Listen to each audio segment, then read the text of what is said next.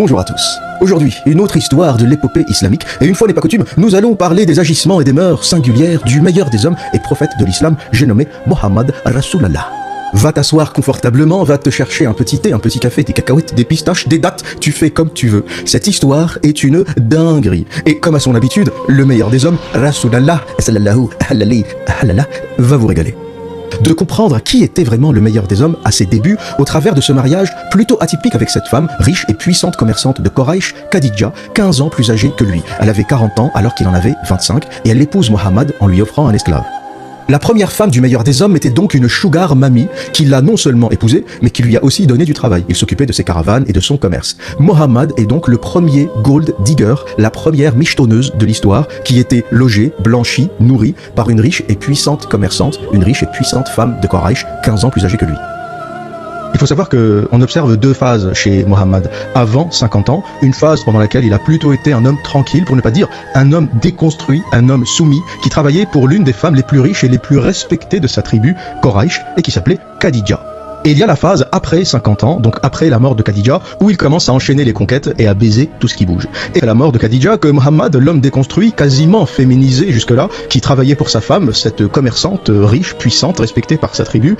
Question des relations hommes-femmes en islam touche à beaucoup de sujets controversés. La pédophilie au travers du cas de Aïcha, l'esclavage au travers du cas de Marie la Copte, la fourberie et le cas de Zainab, la femme de son fils adoptif que Mohammed lui a volé, et la barbarie par le cas de Safiya, dont Mohammed a égorgé toute la famille avant de la violer et plus tard de l'épouser.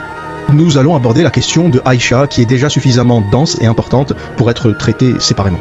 Ce qu'on sait du mariage du prophète à Aïcha est rapporté dans approximativement 21 hadiths authentiques. Il est donc très difficile de nier les faits, et à part le mensonge et la fourberie, rien ne peut contredire le cas Aïcha. Aïcha est la seconde épouse du prophète de l'islam, qu'il épouse 1 an après la mort de Khadija. À peine 1 an après la mort de Khadija, il s'intéresse à cette petite fille, Aïcha, qui est la fille de son meilleur ami, de son compagnon. Aïcha a rapporté que le prophète l'a épousée alors qu'elle avait 6 ans et qu'il a consommé son mariage alors qu'elle avait 9 ans. C'est l'histoire la plus rapportée et la mieux rapportée de l'islam. Il est impossible de s'en échapper. Vous imaginez aujourd'hui ce que font les gens pour défendre l'islam? Ils sont obligés de mentir, ils sont obligés d'insulter, ils sont obligés de devenir racistes. L'odeur du caca est de plus en plus forte. Lorsqu'on ouvre les livres et qu'on voit 21 hadiths qui parlent de pédophilie, si vous ouvrez les livres, vous allez vomir. Si vous ouvrez les livres de cette doctrine, de ce dogme qu'on appelle islam, vous allez vomir. Et pour revenir à la question d'Aïcha, pourquoi il n'a pas eu d'enfant avec elle? Eh bien, parce qu'il a certainement détruit son système reproductif. Il la tripote depuis l'âge de 6 ans, parce qu'il y a aussi d'autres textes dans l'histoire de Tabari qui expliquent qu'il l'a épousée à 6 ans, mais il allait lui rendre visite jusqu'à l'âge de 9 ans, avant qu'il la prenne, et qu'il faisait des choses, qu'il la tripotait, qu'il n'arrivait pas à commettre l'acte sexuel parce qu'elle était trop petite, mais il y allait, il la visitait et il la tripotait. Et c'est à 9 ans qu'il a commis l'acte sexuel.